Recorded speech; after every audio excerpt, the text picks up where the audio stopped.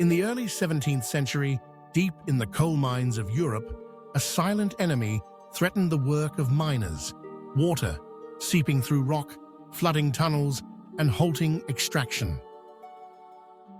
In 1623, a French engineer named Salomon de Caus proposed a daring solution. In his great treatise, Les raisons des forces mouvantes, published in 1615, he described what he called a water-raising apparatus by the aid of fire, a steam-driven pump that would lift water far above its source. De Caus was no ordinary inventor. Born around 1576 in Dieppe, Normandy, into a Protestant family, he was an engineer, mathematician, architect, and musician. His life took him across the courts of Europe, from Brussels to England, from Heidelberg to Paris, where he designed gardens of extraordinary beauty, animated by fountains, grottos, and automata. In Italy, he had studied the wonders of Pratolino and Tivoli, where water and mechanics merged into art.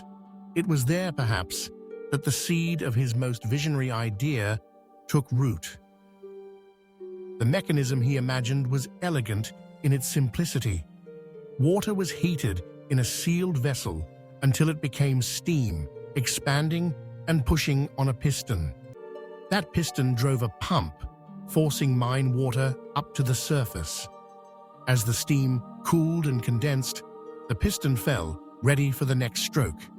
It was a slow, rhythmic beat, the pulse of an industrial future that had not yet arrived. His invention, though described in detail, appears never to have been built in full scale during his lifetime. Metallurgy was still primitive, boilers fragile, and the idea of harnessing steam for heavy work was decades ahead of accepted practice.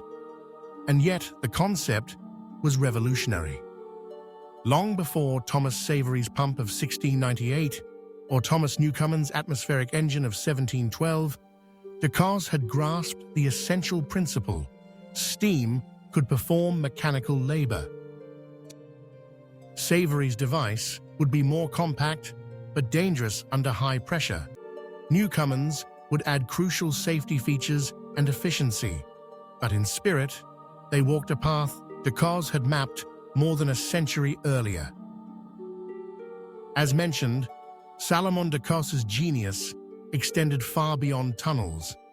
In the gardens of Prince Henry in England and at the fabled Hortus Palatinus in Heidelberg, the so-called eighth wonder of the world, he hid mechanical marvels among the flowers, statues that moved, birds that sang, water that danced in perfect synchrony with music. He was as much an artist as an engineer, blending science and wonder. There is even a curious, if uncertain, anecdote.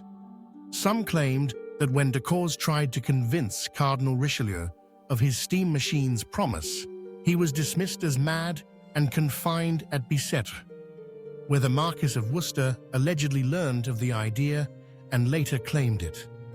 Whether true or not, the story adds a touch of tragedy to the life of a man so far ahead of his time. In his later years, de Caus continued to publish, writing on sundials in 1624, but by 1626, he was gone. His funeral was held on February 28th in Paris.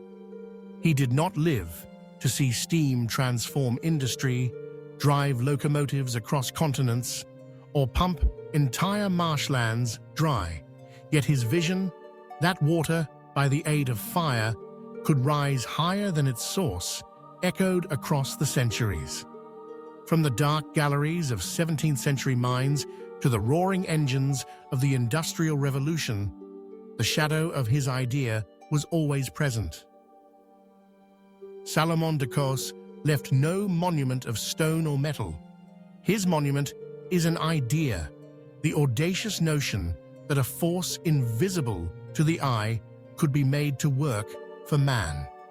And in that quiet leap of imagination, He stands among the first dreamers of the machine age.